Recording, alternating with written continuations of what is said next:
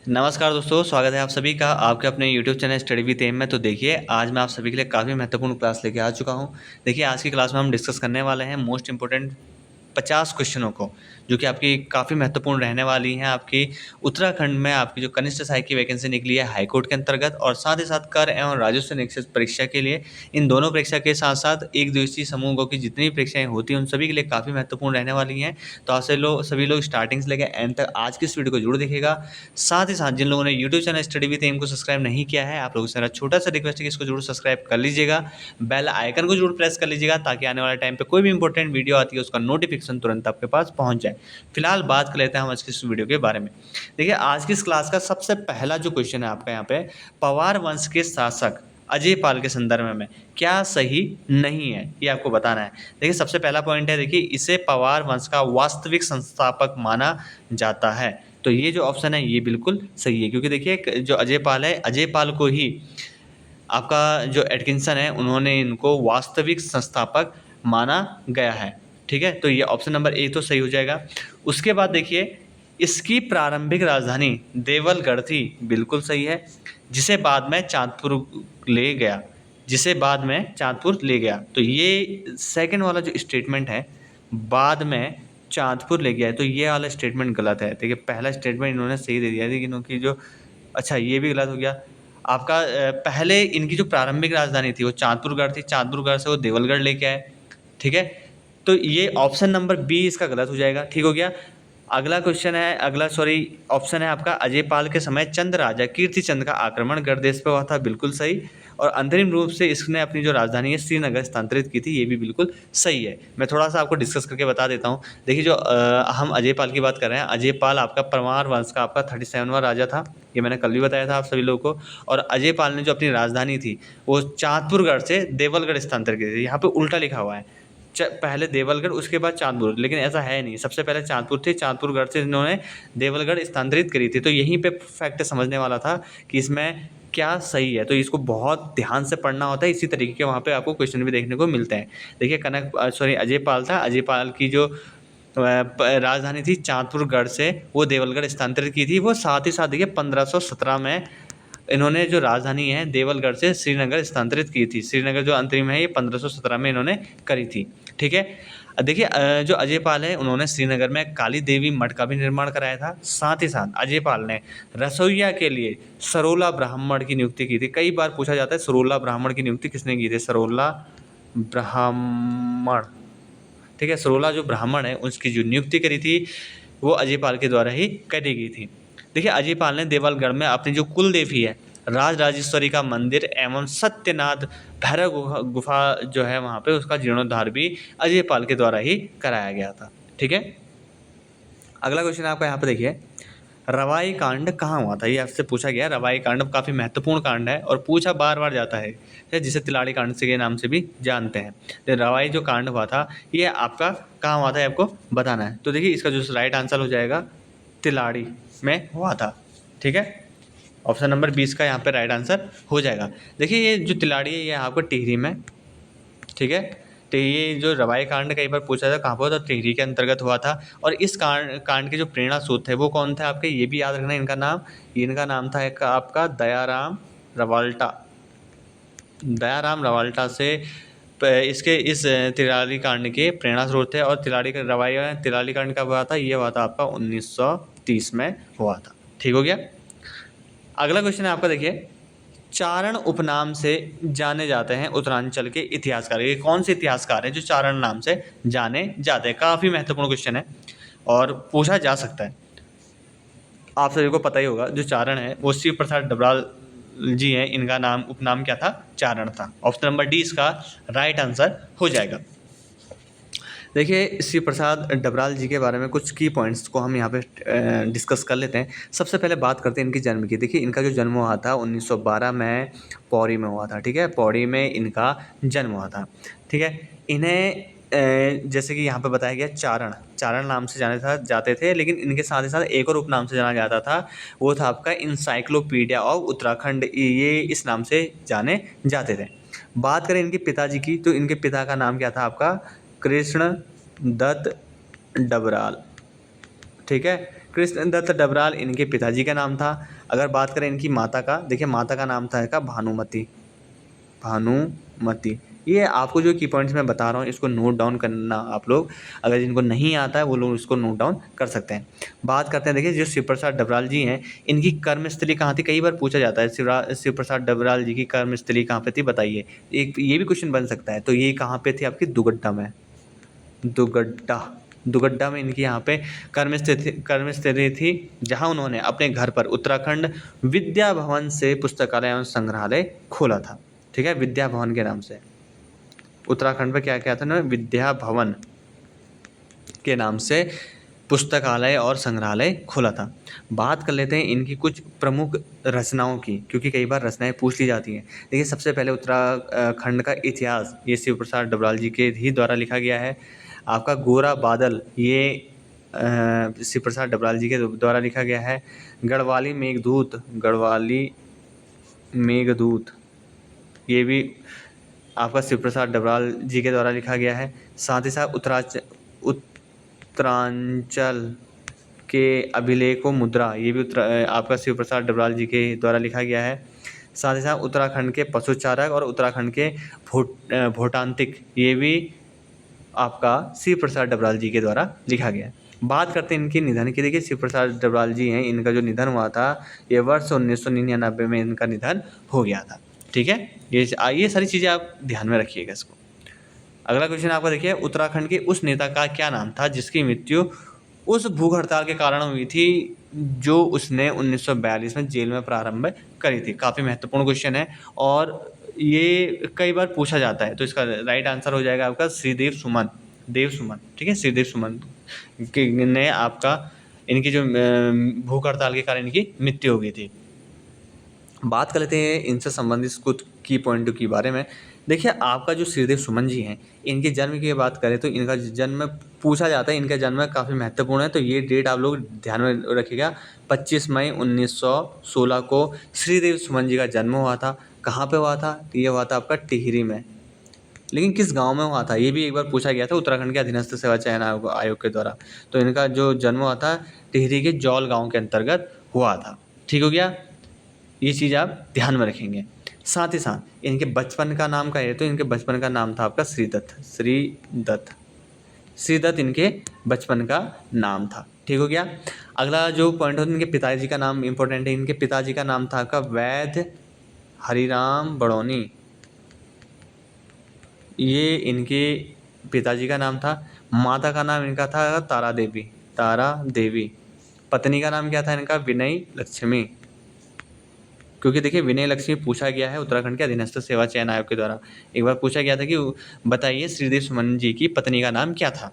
ठीक है, माता पिता पत्नी और उनके गुरु का नाम तो इनको पता ही होना चाहिए। ठीक है, अगला देखिए जो आपका जो ये श्रीदेव सुमन जी हैं इनके द्वारा 21 फरवरी 1944 में राजद्रोह का मुकदमा चलाया गया था। 21 फरवरी 1944 में।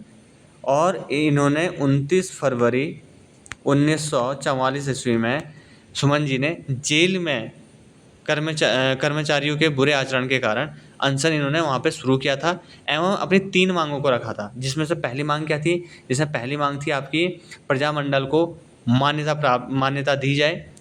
दूसरी मांग थी आप इनकी कि मुझे पत्र व्यवहार करने की स्वतंत्रता दी जाए। और तीसरी मांग थी कि मेरे विरुद्ध जितने भी झूठे जो मुकदमे हैं, ठीक है, उनकी अपील राजा स्वयं सुने। ये 3 टाइप की इनकी मांगे थी। लेकिन होता क्या है, देखिए जो श्रीदेव सुमन जी हैं, श्रीदेव सुमन जी का ये मांगे जो इन्होंने रखी थी कि इन्होंने ये कहा कि श्रीदेव सुमन जी ने ये कहा कि अगर मेरी मांगों को नहीं मानते हैं तो मैं 15 दिनों के अंदर जवाब अगर इनका नहीं आता है तो मैं आमरण अनशन शुरू करूँगा। जिसके बाद क्या होता है कि 3 मई 1944 को इन्होंने अपना आमरण अनशन शुरू किया। और साथ ही साथ 25 जुलाई 1944 को 84 दिन की भूख हड़ताल के बाद श्रीदेव सुमन जी ने क्या हो गई थी, जेल में मृत्यु हो गई थी। कल मैंने एक क्वेश्चन आपसे डिस्कस किया था कि प्रथम जो श्रीदेव सुमन दिवस है वो कब मनाया जाता है। तो वो बनाया कब, सब पहला सिरदेव सुमन दिवस कब मनाया गया? तो ये बनाया गया था 25 जुलाई 1946 को पहला सिरदेव सुमन मनाया गया। ठीक है, 1946, ये आपको ध्यान में रखना है। ठीक हो गया।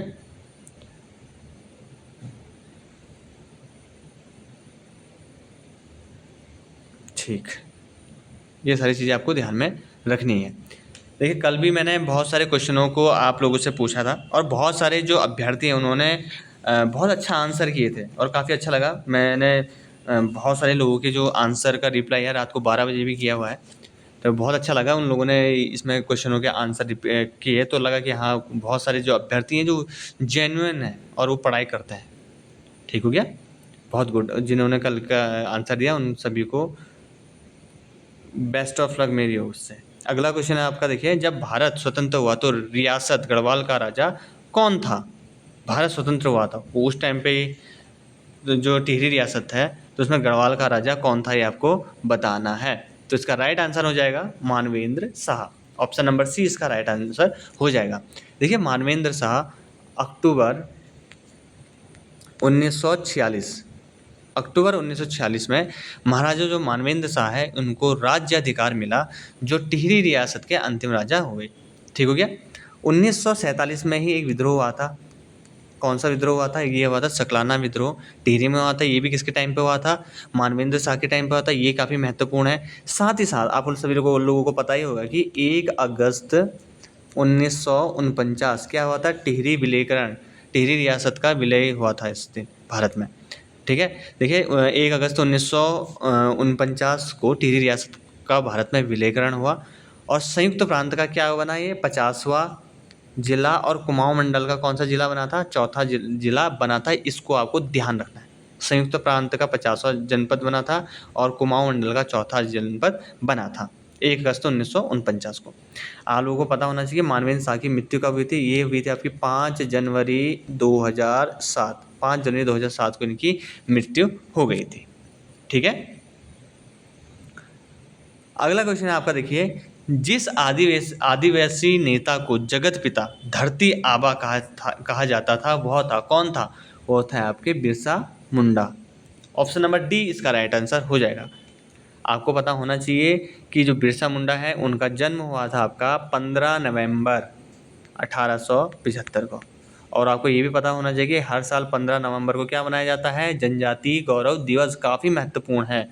ठीक है। देखिए, यहाँ पे मैं जितने भी फैक्ट बता रहा हूँ काफ़ी महत्वपूर्ण बता रहा हूँ, जो कि आपके पेपर में फंसेंगे ही फंसेंगे। तो आपको पता होना चाहिए कि जनजातीय जो गौरव दिवस है, जनजातीय गौरव दिवस, ये हर साल कब बनाया जाता है? ये बनाया जाता है आपका 15 नवंबर को। क्यों बनाया जाता है? 15 नवंबर को जन्म हुआ था आपका बिरसा मुंडा जी का 1875 में। कहाँ हुआ था? ये भी महत्वपूर्ण है। ये हुआ था आपका झारखंड में। ठीक है, झारखंड का खूंटी जिला है। झारखंड के खूंटी जिले में इनका जन्म हुआ था। ठीक है। देखिए, जो बिरसा मुंडा है ये एक महान भारतीय आदिवासी स्वतंत्रता सेनानी, धार्मिक सुधारक और लोक नायक थे। उन्हें आदिवासी समाज में भगवान, और देखिए जो आप ये धरती आबा कह रहे हैं ना, धरती के पिता के समान के रूप में इनको पूजा जाता जाता। आपको एक और चीज़ बता रहा हूँ कि आदिवासी दिवस कब मनाया जाता है? देखिए, आदिवासी जो दिवस है वो 9 अगस्त को मनाया जाता है। ये भी इससे रिलेटेड है, थोड़ा मैंने सोचा आपको बता दूं। ठीक है। अगला क्वेश्चन है आपका, देखिए, नेपाल के मल्ल राजा कुमाऊं क्षेत्र को निम्न में से क्या कहते थे? जो नेपाल के मल्ल राजा थे वो कुमाऊं क्षेत्र को क्या कहते थे? पर्वत डोटी, नारायण डोटी, हरि डोटी या लक्ष्मी डोटी? तो देखिए, इसका राइट आंसर हो जाएगा पर्वत डोटी। ऑप्शन नंबर ई इसका राइट आंसर हो जाएगा। ठीक है।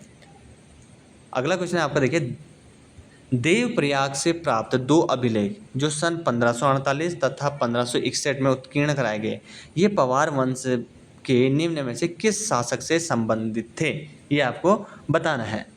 तो ये थे आपके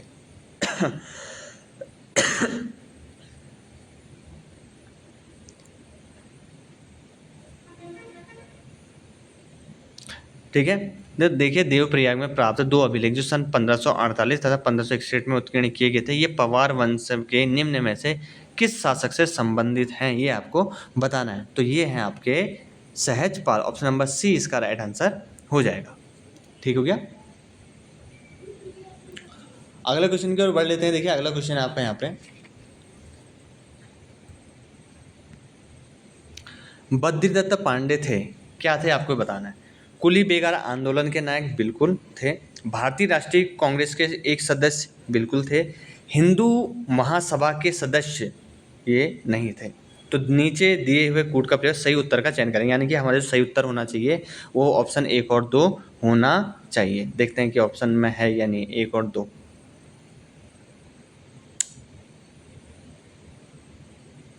तो ये आपका ऑप्शन नंबर ए इसका राइट आंसर हो जाएगा। ठीक है। अगला क्वेश्चन है आपका, देखिए कुमाऊं में भारतीय राष्ट्रीय कांग्रेस की स्थापना हुई थी, ये कब हुई थी आपको ये बताना है। ठीक है। अच्छा, इससे पहले मैंने भी बद्रीदत्त पांडे के बारे में थोड़ा सा बहुत आपको बता देता हूँ, क्योंकि बद्रीदत्त पांडे जी के बारे में बताना काफ़ी महत्वपूर्ण है। आपको पता होना चाहिए जो आपका बद्रीदत्त पांडे हैं, इनको क्या कहा जाता था, कुमाऊं केसरी। कुमाऊं केसरी, कुमाऊं केसरी के नाम से जाना जाता था आपका बद्रीदत्त पांडे जी को। ठीक है, कुमाऊं केसरी के नाम से जाना जाता था। ठीक है। सबसे पहला पॉइंट, बात करते हैं इनके जन्म की। इनका जो जन्म हुआ था 15 फरवरी 1882 को इनका जन्म हो गया था। ठीक है। उसके बाद देखिए इनके द्वारा 1913 में अल्मोड़ा अखबार का संपादन किया गया। लेकिन आपको पता ही कि अल्मोड़ा अखबार जब बंद हो गया था, देखिए अल्मोड़ा अखबार बंद होने के बाद बद्रीदत्त पांडे ने शक्ति नामक साप्ताहिक पत्र है उसका प्रकाशन किया था 1937 में। याद रखिएगा इस डेट को। 1937 में जेल प्रवास के समय इन्होंने क्या लिखी थी, कुमाऊं का इतिहास नामक पुस्तक लिखी थी। 1962 ईस्वी में इन्होंने भारत और चीन युद्ध के समय 2 स्वर्ण जो पदक है देश की सुरक्षा कोष में दिए थे। और बद्रीदत्त पांडे को अंग्रेज राजनीतिक जानवर कहते थे। ठीक है, अंग्रेज क्या कहते थे, बद्रीदत्त पांडे जी को राजनीतिक जानवर भी कहते थे। देखिए भक्त दर्शन ने बद्रीदत्त पांडे को क्या कहा था आपका, कुमाऊं का नर केसरी। नर केसरी कई बार पूछा जाता था है कि देखिए कुमाऊं का नर केसरी किसे कहा जाता है भक्त दर्शन के अनुसार, तो ये किसको कहा जाता है आपका बद्रीदत्त पांडे जी को कहा जाता है। ठीक है। उम्मीद करता हूँ देखिए हमारे द्वारा जितने भी यहाँ पे आपसे जो की पॉइंट हैं समझाए जा रहे हैं वो आपको समझ में आ रहे होंगे, आप लोग उसको नोट डाउन कर रहे होंगे। अगला क्वेश्चन आपका देखिए, कुमाऊं में भारतीय राष्ट्रीय कांग्रेस की स्थापना कब करी गई, ये आपको बताना है। देखिए आपका जो कुमाऊं है, कुमाऊं में भारतीय जो राष्ट्रीय कांग्रेस है उसकी स्थापना करी गई थी आपकी 1912। ऑप्शन नंबर सी इसका राइट आंसर हो जाएगा। ठीक हो गया। अगला क्वेश्चन है आपका देखिए, खादी के प्रचार के लिए 1937 में चनौदा अल्मोड़ा में गांधी आश्रम की स्थापना करने में किसकी मुख्य भूमिका रही थी, बताइए। इसका जो राइट आंसर हो जाएगा वो हो जाएगा आपका शांतिलाल त्रिवेदी। शांतिलाल त्रिवेदी की मुख्य भूमिका रही थी। ठीक है। कुछ की पॉइंटों को डिस्कस कर देते हैं यहाँ पे।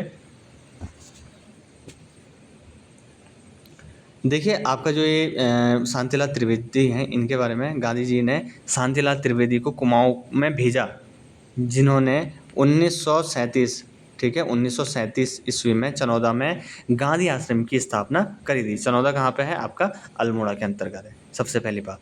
ठीक है। लेकिन होता क्या है कि 2 सितंबर 1942 को चनौदा के गांधी आश्रम में ताला लगा दिया गया और शांतिलाल त्रिवेदी ने स्वतंत्रता सेनानी मोहनलाल को मातृभूमि का सत्यनिष्ठ सेवक की संज्ञा भी दी थी। ठीक है, ये पॉइंट भी आपको याद में रखना है। अगला क्वेश्चन की ओर बढ़ लेते देखिए, कत्यूरी शासकों की राजधानी कहाँ थी, ये आपको बताना है। काफ़ी महत्वपूर्ण क्वेश्चन है और कई बार पूछा जाता है। देखिए आपका जो कत्यूरी शासक थे उनकी राजधानी थी आपके कार्तिकेयपुर। ऑप्शन नंबर सी इसका राइट आंसर हो जाएगा। अगला क्वेश्चन की ओर बढ़ लेते हैं, निम्नलिखित में से किस चंद्रवंशी शासक का कुमाऊं की प्रसिद्ध वीरांगना भाग्या ध्योन्याल के साथ द्वंद्व युद्ध की प्रशंसा पवाड़ों एवं भड़ाकों ने किया था। काफ़ी महत्वपूर्ण क्वेश्चन है और कई बार पूछा भी जाता है ये क्वेश्चन। ठीक है, तो इसका जो राइट आंसर हो जाएगा वो हो जाएगा आपका भारती चंद। भारती चंद के पवाड़े प्रसिद्ध हैं ना, तो यही चीज़ें हैं। देखिए जो भारती चंद है ये चंद राजवंश के कौन से नंबर के, देखिए मैं नंबर क्यों बता रहा हूँ, देखिए आपने देखा होगा कि मैं पवार वंश के जो भी राजा उनके नंबर बताया, कई बार नंबर पूछे जाते हैं, बताइए किस नंबर के शासक थे। ठीक है, तो इसीलिए मैं यहाँ पर नंबर बता रहा हूँ। आपको पता होना चाहिए भारती चंद हैं वो 35वें चंद राजा थे, ठीक है। 1437 में गद्दी पे बैठे ये, ठीक है। और इनके कार्यकाल की बात करूँ तो 1437 से लेके 1477 ईस्वी तक इन्होंने अपने शासन में शासन किया। देखिए जो भारती चंद हैं ये आपके चंद वंश के सबसे पराक्रमी और साहसी राजा थे। भारती चंद ने डोटी की दास्ता से छुटकारा पाने के लिए डोटी राज्य पर आक्रमण भी किया था। देखिए भारती जो चंद हैं इनको डोटी पर विजय कब मिली थी, ये मिली थी आपका 1451 के आसपास, 1451-52 के आसपास इनको डोटी पर विजय मिली थी। ठीक हो गया। देखिए डोटी से संबंधित और भी कुछ महत्वपूर्ण जानकारियां हैं। जैसे डोटी अभियान के तहत क्या हुआ था, किस जाति की उत्पत्ति हुई थी, ये हुई थी नायक जाति। नायक जाति की उत्पत्ति भारती चंद के टाइम पे हुई थी जब ये डोटी अभियान चल रहा था, ठीक है। नायक कहा जाता है जो नायक जाति है, नायक जाति के लोग चंद सैनिकों की अवैध संतान थी। और भारती चंद ने के पुत्र कौन थे, भारती चंद के पुत्र थे रत्नचंद। याद रखेंगे कि भारती चंद के पुत्र रत्नचंद की सहायता से सोर, सीरा, थल आदि पर भारती चंद ने अधिकार कर लिया था। भारती चंद ने अपने पुत्र रत्नचंद की सहायता से। ठीक हो गया, ये आपको ध्यान में रखना है। अगला क्वेश्चन आपको देखिए, मानवदेह काव्य की रचना निम्नलिखित में किस पवार शासक के काल में हुआ था। मानवदेह काव्य काफ़ी महत्वपूर्ण क्वेश्चन है और कई बार देखने को मिल जाता है ये मानवदेह काव्य से संबंधित क्वेश्चन, ठीक है। देखिए इसका राइट आंसर हो जाएगा आपका मानसा। देखिए मानवदेह काव्य की जो रचना है आपके मानसाह पवार वंश के जो शासक हैं उनके कार्यकाल में यानी उनके शासन में हुई। अब बात करते हैं, हमें ये पता होना चाहिए सबसे पहले जो मानसा थे कौन से आपका शासक थे। ये थे आपके 44वें शासक, 44वें शासक थे आपके मानसा, ठीक है। और बलभद्र शाह के उत्तराधिकारी थे। अगर इनके कार्यकाल की बात करूं तो इनका जो कार्यकाल था मानसा का आपका ये था आपका 1591 से लेकर 1611 ईस्वी तक इनका कार्यकाल रहा। समझ में आया। देखिए जो मानसा के काल में चंद शासक लक्ष्मी चंद ने 7 बार गढ़वाल पर आक्रमण किया और हार का मुंह देखना पड़ा। ये किसके टाइम पे लक्ष्मी चंद ने आक्रमण किया था, ये किया था आपका मानसा के टाइम पे। मानसा के दरबार में कवि भरत रहता था जिसने क्या किया था, मानवदेह काव्य की रचना करी थी। कई बार पूछा जाता है बताइए कि मानवदेह जो काव्य है इसकी रचना किसने की थी, तो ये करी थी आपकी कवि भरत ने। कवि भरत के द्वारा मानवदेह काव्य की रचना करी गई। काफ़ी महत्वपूर्ण क्वेश्चन है, ठीक है। और कई बार पूछा भी जाता है। और इस देखिए ये जो मैं की पॉइंट बता रहा हूँ इन्हीं की पॉइंट्स से लेकर आपके क्वेश्चंस बनेंगे। आपको ये भी पता होना चाहिए जो मानवदेह काव्य है लिखा गया है किस भाषा में लिखा गया है, तो ये लिखा गया आपका संस्कृत भाषा में। मानवदेह काव्य किस भाषा में लिखा गया है, संस्कृत भाषा में लिखा गया है। देखिए जो आपका मानवदेह काव्य है उसमें मानसा को सूर्य के समान तेजस्वी और राजा वीर के समान दानवीर इसको बताया गया है। राजा के समान दानवीर बताया गया है, ठीक है। अगला क्वेश्चन की ओर बढ़ लेते हैं। देखिए आपका अगला क्वेश्चन है आपका देखिए, उत्तराखंड राज्य के संदर्भ में निम्न में से किस घटना को क्रूर शासक की क्रूर साजिश कहा गया है। कौन सी ऐसी घटना है ये आपको बताना है। देखिए सबसे पहला ऑप्शन ही आपका क्रूर शासक की क्रूर साजिश कहा गया है 2 अक्टूबर 1994 जब रामपुर तिराहा कांड मुजफ्फरनगर हुआ था। रामपुर तिराहा कांड इसी को कहा गया है क्रूर शासक की क्रूर साजिश। ठीक हो गया। अगला क्वेश्चन की ओर बढ़ लेते हैं। देखिए 1814 में निम्नलिखित किस अंग्रेज गवर्नर जनरल ने गोरखों द्वारा हथियाए गए क्षेत्र पर अधिकार करने का आदेश दिया गया था, ये आपको बताना है। ये इसका राइट आंसर हो जाएगा Lord Hastings. Option number B इसका राइट आंसर हो जाएगा। लॉर्ड हेस्टिंगस के ही द्वारा 1814 में लॉर्ड हेस्टिंगस ने गोरखों के द्वारा हथियाए गए क्षेत्र पर अधिकार करने का आदेश दे दिया था। क्योंकि आपको पता ही होगा कि गोरखों ने उस टाइम पे अंग्रेज़ों के लगभग 200 से ज़्यादा जो गांव हैं वहाँ पे इन्होंने अपना अड्डा जमा लिया था। लॉर्ड हेस्टिंगस की बात आई तो इनका जो दूसरा नाम क्या था है आपका पूछा जाता है Lord Moira. Lord Moira Lord Hastings का दूसरा नाम था। इन्होंने 1 नवंबर 1814 1914 में गोरखों के विरुद्ध युद्ध की घोषणा कर दी थी। ठीक है, अगला क्वेश्चन आपका देखिए, कुली बेगार प्रथा के उन्मूलन हेतु एक व्यापक आंदोलन 13 जनवरी 1921 में कहाँ हुआ था? काफ़ी महत्वपूर्ण और इजी क्वेश्चन, क्योंकि मैंने पहले ही बता दिया है, तो ऑप्शन नंबर डी इसका राइट आंसर हो जाएगा। अगला क्वेश्चन आपका देखिए यहाँ पे, गढ़वाल राजवंश का इतिहास की रचना किसने करी थी? गढ़वाल राजवंश, तो ये इसका जो गढ़वाल राजवंश का इतिहास है, इसकी रचना करी थी आपकी मौला राम ने। ऑप्शन नंबर ए इसका राइट आंसर हो जाएगा। ऑप्शन नंबर ए मौला राम जी के द्वारा ही गढ़वाल राजवंश का इतिहास की रचना करी गई थी। बात कर लेते हैं मौला राम जी के द्वारा, क्योंकि मौला राम जी से भी आयोग बहुत क्वेश्चन पूछता है। एक बार तो ऐसा क्वेश्चन पूछा कि लोगों ने बिल्कुल मौला राम जी के पूरे वंशजों को ही पढ़ना स्टार्ट कर दिया। वीडियो का एग्ज़ाम था 2018 के आसपास या 17 के आसपास एक वीडियो का एग्ज़ाम हुआ था उस टाइम पे।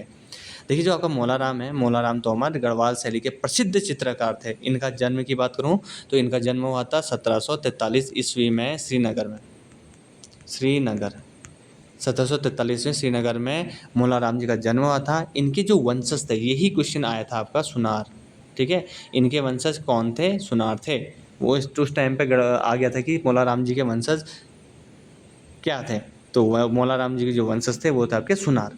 ठीक है, इनकी माता की बात करें तो देखिए मौला राम जी की माता का नाम रामा देवी था और इनके जो गुरु थे वो रामा सिंह था। ठीक है, रामा सिंह इनके गुरु का नाम था। मौला राम जो थे वो आपके हिंदी हो गया, फारसी हो गया और संस्कृत, इन 3 भाषाओं के ज्ञाता थे।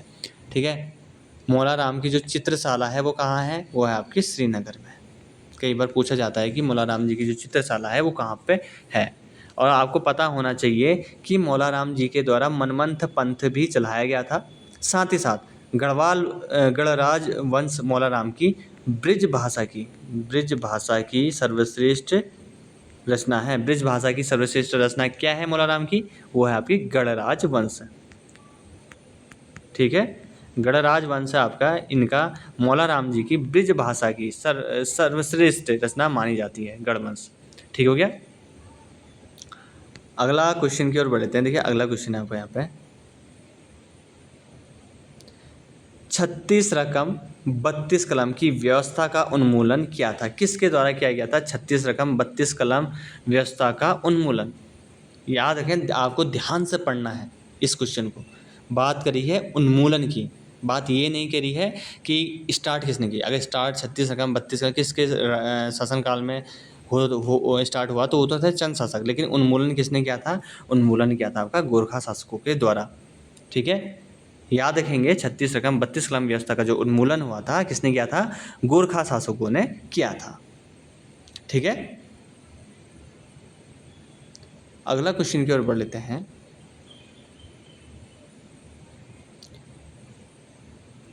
गढ़वाल जिले की 10वीं सेटलमेंट रिपोर्ट तैयार किसने की थी? तो ये जो आपकी तैयार की थी, ये की थी आपकी E.K. पो ने। ठीक है, इंपॉर्टेंट आ गया, तिलाड़ी नरसंहार घटित हुआ था। अभी थोड़ी देर पहले ही हमने डिस्कस किया था, जो तिलाड़ी कांड हुआ था आपका नरेंद्र शाह के टाइम पे, तो ये हुआ था आपका 30 मई 1930 को। ऑप्शन नंबर ए इसका राइट आंसर हो जाएगा। देखिए नरेंद्र शाह के टाइम पे ही यहाँ पे तिलाड़ी कांड हुआ था। पवार वंश के जो शासक थे और नरेंद्र जो शाह थे, उन्हीं के टाइम पे 25 जुलाई 1944 को सीधे सोहन जी की भूख हड़ताल से मृत्यु भी हुई थी। देखिए तिलाड़ी कांड को इतिहास में क्या किस अन्य नाम से जाना जाता है? ये जाना जाता है आपका छोटा जलियांवाला कांड। जलियांवाला कांड, छोटा जलियांवाला कांड किसको जाना जाता है? तिलाड़ी कांड को जाना जाता है इतिहास के पन्नों में। देखिए तिलाड़ी कांड में शहीद किसानों को शहीद का दर्जा दिलाने का जो उसमें मुख्य भूमिका निभाई थी, वो किसने निभाई थी पूछ लिया जाता है। वो निभाई थी आपकी जोत सिंह रवाल्टा ने निभाई थी। ठीक है, अगला क्वेश्चन आपका यहाँ पर देखिए, डॉक्टर के.पी. नौटियाल तथा डॉक्टर यशोधर मठवाल ने निम्नलिखित में से किस यानी कि कहाँ निम्न पुरापाषाण काल के अवशेषों की खोज नहीं की थी? कहाँ नहीं की थी ये आपको बताना है। तो देखिए ये कहानी की थी दून की घाटियों में। कालसी के निकट यमुना नदी के कगार पर करी थी इन्होंने, श्रीनगर के समीप अलकनंदा नदी के किनारे करी थी, रामगंगा घाटी के किनारे करी, रामगंगा घाटी में करी थी, लेकिन दून घाटी में नहीं की थी। बात करी थी खोज कहाँ नहीं करी है, तो दून घाटी में। अगला क्वेश्चन आपका देखिए, निम्नलिखित में से किस चंद राजा के पवाड़े कुमाऊं के इतिहास में विशेष महत्वपूर्ण, अभी थोड़ी देर पहले ही मैंने डिस्कस किया था, तो ये है आपके भारती चंद्र, ऑप्शन नंबर ए इसका राइट आंसर हो जाएगा। अगला क्वेश्चन पढ़ लेते हैं। देखिए कवि भरत, देखिए वही चीज़ें इसी तरीके से, देखिए जो मैंने पहले आपको की पॉइंट बताए थे उन्हीं की पॉइंटों से संबंधित यहाँ पे आपके क्वेश्चन रिपीट हो रहे हैं। कवि भरत जिन्होंने मानवोदय काव्य की रचना की, इससे पहले मैंने बताया ना मानवोदय काव्य की रचना किसने करी थी, कवि भरत ने की रचना की थी। निम्नलिखित में से किस राजा के दरबारी कवि थे, ये भी अभी जस्ट थोड़ी देर पहले बताया है मैंने, तो ये थे आपके मान शाह के। जो चीज़ें मैंने बता दी है उसमें बहुत ज़्यादा टाइम वेस्ट हम नहीं करेंगे, ठीक है। अगला जो मोस्ट इंपॉर्टेंट क्वेश्चन आ रहा है और आपको पता होना चाहिए कि उत्तराखंड पृथक राज्य आंदोलन में शहीद हुए व्यक्तियों के संदर्भ में कौन सा विकल्प सही नहीं है, आपको बताना है कौन सा विकल्प सही नहीं है। देखिए यशोधर बैजवाल व राजेश रावत 1995 के श्रीयंत्र टापू में शहीद हुए थे, बिल्कुल सही है ये, ठीक है। प्रताप सिंह बिष्ट 1994 में आपका नैनीताल में शहीद हुए थे, ये भी बिल्कुल सही है। पृथ्वी सिंह बिष्ट व राकेश देवरानी 1994 के कोटद्वार में शहीद हुए थे, ये भी बिल्कुल सही है, ठीक है। आपको इसी के साथ साथ एक और ध्यान में क्या है, देहरादून में भी तो शहीद हुए थे, लेकिन देहरादून की जो लिस्ट है थोड़ा लंबी है, उसको आप एक बार नोट डाउन कर लीजिएगा। जो देहरादून में शहीद हुए थे सबसे पहले होता है राजेश रावत शहीद हुए थे। उसके बाद बलवंत सिंह भी वहाँ पे शहीद हुए थे, ठीक हो गया। अगला आपका सजवाण दीपक वालिया शहीद हुए थे, जयानंद बहुगुणा शहीद हुए थे। तो ये शहीद हुए थे आपके जो 3 अक्टूबर 1994 के आसपास, ठीक हो गया, ये शहीद हुए थे। ये शहीद होने वालों की लिस्ट है, ठीक है। और श्रीयंत्र टापू जो यहाँ पे लिखा हुआ है आपका श्रीयंत्र टापू, ये कब हुआ था, ये हुआ था 1995 है कई किताबों में। हाँ, ये जो श्रीयंत्र टापू है ये मिलता है आपका 10 नवंबर 1995 को, यहाँ पे घटना हुई 10 नवंबर 1995 याद रखेंगे, श्रीयंत्र टापू 1995 10 नवंबर 1995, ठीक है। अगला क्वेश्चन आपका यहाँ पे देखिए, उत्तराखंड में पवार वंश का अंतिम शासक कौन था। उत्तराखंड में पवार वंश जो है उनके जो अंतिम शासक हैं वो कौन थे, ये भी काफ़ी महत्वपूर्ण है। देखिए उत्तराखंड में जो पवार वंश हैं उनके जो अंतिम शासक थे वो थे आपके मानवेंद्र शाह, ठीक है। ये भी हम लगभग डिस्कस कर चुके हैं मानवेंद्र शाह को भी। अगला क्वेश्चन आपका यहाँ पर देखिए, चंद वंश पर विजय के पश्चात 1791 ईस्वी में गोरखाओं ने पवार वंश पर आक्रमण किया, जिसे पवार वंश ने डैश से आगे नहीं बढ़ने दिया। किससे आगे नहीं बढ़ने दिया था, जब 1791 में गोरखाओं ने पवार वंश पर आक्रमण किया था। ये भी कई बार पूछा जाता है, ठीक है। तो किससे, लंगूरगढ़, ऑप्शन नंबर ए इसका राइट आंसर हो जाएगा। अगला क्वेश्चन की ओर बढ़ लेते देखिए, गढ़वाल राजा जो गोरखाओं द्वारा पराजित होकर युद्ध में मारा गया वो कौन था, आपको ये बताना है आपका, ठीक है। 82 नंबर का क्वेश्चन है ये, कि आपको बताना है गढ़वाल राजा का नाम जो गोरखाओं के द्वारा पराजित होकर युद्ध में मारा गया। तो ये था आपके प्रद्युम्न शाह, ऑप्शन नंबर 20 का राइट आंसर हो जाएगा। आप लोगों को पता होना चाहिए प्रद्युम्न शाह के बारे में, काफ़ी क्वेश्चन पूछे जाते हैं प्रद्युम्न शाह से। देखिए इनका जो कार्यकाल था, शासन इन्होंने किया 1786 से लेकर 1804 ईस्वी में तक इन्होंने शासन किया था, ठीक है। इन्हीं के समय में देखिए प्रद्युम्न शाह के ही टाइम पे गढ़वाल में अकाल पड़ा था, ठीक है। कब पड़ा था, इन्हीं के समय, उस टाइम पे संवत चल रहा था आपका 1851 और 52, ये संवत चल रहा था, ठीक है। अगर सन की बात करें तो 1795 में, ठीक है। 1795 में उस टाइम पे संवत कौन सा चल रहा था, 1851 और 1852 में यहाँ पे क्या हुआ, भयंकर अकाल पड़ा, जिसे क्या कहा गया, 51वीं बावनी कहा गया। कई बार पूछा था 51वीं बावनी जो गढ़वाल में अकाल पड़ा था किस शासनकाल के टाइम, किस राजा के समय में पड़ा, तो ये था आपका प्रद्युम्न शाह। तो ये संवत था एक्चुअली 1851-52 संवत था, जो कि उस टाइम पे सन कौन सा चल रहा था, 1795 वाला सन चल रहा था। और इसी संवत को देखते हुए 51वीं-52वीं अकाल का नाम रखा गया। इसमें देखिए बावनी, जो बावनी है, बावनी का जो अर्थ होता है वो होता है गढ़वाल में भयंकर अकाल। समझ में आया? अब देखिए जो आपका देखिए रमा व धरणी खंडूरी, इन दो को नाम आप याद रखेंगे। खंडूरी जो प्रद्युम्न शाह के राज्य में मंत्री थे। आपको पता ही होगा कि ये डेट 14 मई 1804 को खुड़बुड़ा के मैदान में प्रद्युम्न शाह वीरगति को क्या हो गए थे, प्राप्त हो गए थे। तथा उनके जो छोटे भाई कुंवर प्रीतम शाह को गोरखाओं ने बंदी बना लिया, और उनका जो पुत्र थे सुदर्शन शाह, वो क्या हो गए थे, हरिद्वार भाग गए थे। ठीक है। अगला क्वेश्चन है आपका, निम्न में से कौन स्वतंत्रता सेनानी नहीं था? सबसे पहला ऑप्शन ही राइट आंसर है, क्योंकि गौरा देवी क्या था, ये पर्यावरणविद थी, पर्यावरणविद। चिपको आंदोलन में, चिपको विमेन, गौरा देवी। ठीक है। बात करते हैं गौरा देवी से संबंधित। देखिए गौरा देवी के बारे में भी बहुत सारे क्वेश्चंस पूछे जाते हैं। सबसे पहले गौरा देवी का जन्म हुआ था वो 1925 में हुआ था। कहाँ पर? चमोली के लाता गांव में। चमोली के लाता गांव में आपका गौरा देवी जी का जन्म हुआ था। बात करते हैं जब ये 12 साल के थे। देखिए गौरा देवी जब 12 साल की थी तो उनका विवाह रैणी गांव के मेहरबान सिंह के साथ हुआ था। इनके पति का नाम क्या था? मेहरबान सिंह। ये भी याद रखना है। 19 वर्ष की आयु में, ठीक है, 19 वर्ष की आयु में इन्होंने एक बेटे को जन्म दिया जिनका नाम था आपका चंद्र सिंह। और मात्र देखिए 22 साल की उम्र में क्या हो गया था, इनके जो पति थे मेहरबान सिंह, इनकी मृत्यु हो जाती है।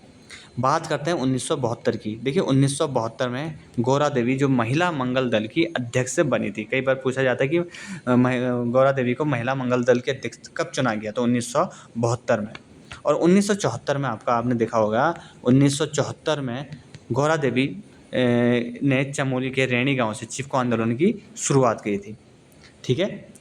देखिए वृक्ष के जो वहाँ पे वृक्षों का कटान चला था, तो वृक्ष के कटाव रोकने के लिए गौरा देवी का एक नारा था, प्रसिद्ध नारा भी पूछा लिया जाता है। देखिए नारा क्या था? मारो गोली और काट लो हमारा मायका। ये इनका प्रसिद्ध नारा था। ठीक है। देखिए गौरा देवी को नवंबर 1986 में वृक्ष मित्र पुरस्कार से सम्मानित किया गया था।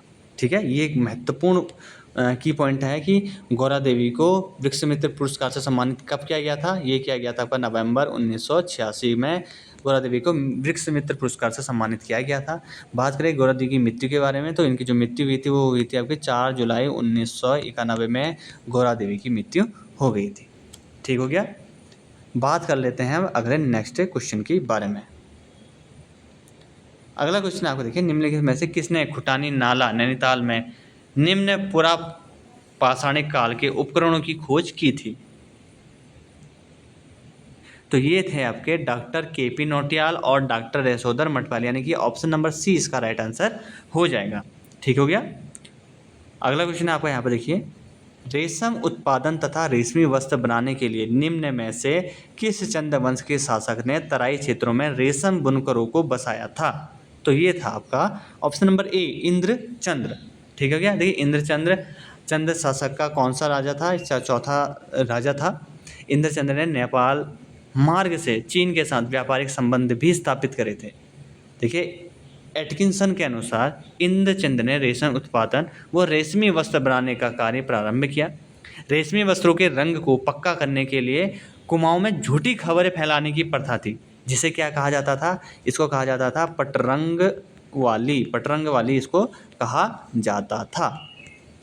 देखिए इंद्रचंद्र राजा बहुत ही घमंडी था और अपने आप को किसके समान मानता था? ये मानता था इंद्र के समान मानता था आपका इंद्रचंद्र। ठीक हो गया। अगला क्वेश्चन आपका देखिए, पवार वंश के शासक मानसा निम्नलिखित किस मुगल शासक का समकालीन था? कूट के माध्यम से सही उत्तर दें। आपको कूट बताना है जिसमें मानसा किस मुगल शासक के समकालीन था। तो इसका राइट आंसर हो जाएगा आपका अकबर के समकालीन और जहांगीर के समकालीन। Option number AC। Option number D इसका राइट आंसर हो जाएगा। अगला क्वेश्चन की ओर बढ़ लेते हैं। जून 1994 में मुख्यमंत्री मुलायम सिंह यादव द्वारा सरकारी नौकरियों में 50% आरक्षण के विरोध में उत्तराखंड के किस नेता ने आमरण अनशन शुरू किया था? तो ये क्या था आपका Indramani Badoni. Option number B इसका राइट आंसर हो जाएगा। अगला क्वेश्चन आपका यहाँ पे देखिए, निम्नलिखित में से कौन सुमेलित नहीं है? आपको बताना है कि इसमें से बताना है कि आपको इसमें कौन सा ऑप्शन सुमेलित नहीं है, गलत है। लैंसडाउन गढ़वाल राइफल सही है। रानीखेत गोरखा रेजिमेंट गलत है, क्योंकि रानीखेत में कौन सी रेजिमेंट है? कुमाऊं रेजिमेंट। ठीक है। देहरादून में भारतीय सैन्य अकादमी है। चंबा गब्बर सिंह स्मृति स्मारक है। ठीक है, ये सही है। तो इसका ऑप्शन नंबर बी इसका राइट आंसर हो जाएगा, क्योंकि रानीखेत में गोरखा रेजिमेंट तो है ही नहीं। वहाँ पर कौन सी है? ये है आपकी कुमाऊं रेजिमेंट। अगला क्वेश्चन की ओर बढ़ लेते हैं। अगला क्वेश्चन है आपका यहाँ पे, निम्नलिखित में से किस काल में गढ़वाल में गोरखा शासन था? तो इसका राइट आंसर है, गोरखाओं का जो शासन था वो था आपका 1804 से लेकर 1815। ऑप्शन नंबर डी इसका राइट आंसर हो जाएगा। अगले क्वेश्चन की ओर बढ़ लेते हैं। भारत की स्वतंत्रता 1947 तक ब्रिटिश गढ़वाल के अंतर्गत निम्न में से कौन सा क्षेत्र था? ये आपको बताना है। तो इसके अंतर्गत था आपका सबसे पहले पौड़ी भी था, चमोली भी था और रुद्रप्रयाग भी था। ठीक है। भारत की स्वतंत्रता 1947 तक ब्रिटिश गढ़वाल के अंतर्गत कौन कौन से जिले थे? पौड़ी, चमोली और रुद्रप्रयाग। ऑप्शन नंबर ए इसका यहाँ पे राइट आंसर हो जाएगा। ये हो गया आपके 90। अगले क्वेश्चन है आपका देखिए, कुमाऊं रेजिमेंट की स्थापना कब करी गई थी? बताइए इसका राइट आंसर। देखिए आपका जो कुमाऊं रेजिमेंट है इसकी स्थापना हुई थी 1945 में। ठीक है। अगला क्वेश्चन है आपका यहाँ पे देखिए, उत्तराखंड राज्य में निम्न में से किस युग के अवशेष अभी तक मिलने का दावा किसी भी पुरातत्वविद ने नहीं किया है? तो ये किसका नहीं किया है? ये है आपके उच्च पुरापाषाण काल के। ऑप्शन नंबर डी इसका राइट आंसर हो जाएगा। अगला क्वेश्चन आपका देखिए, चंद वंश के संस्थापक सोमचंद झूसी प्रयागराज से कुमाऊं निम्न में से कब गए थे? तो ये गए थे आपके 1019 से लेके 1020 ईस्वी के बीच में। अगला क्वेश्चन काफ़ी महत्वपूर्ण, उत्तराखंड पुनर्गठन विधेयक 2000 पर राष्ट्रपति ने निम्न में से कब अपनी मंजूरी दी थी? तो ये दी थी आपके 28 अगस्त 2000 को।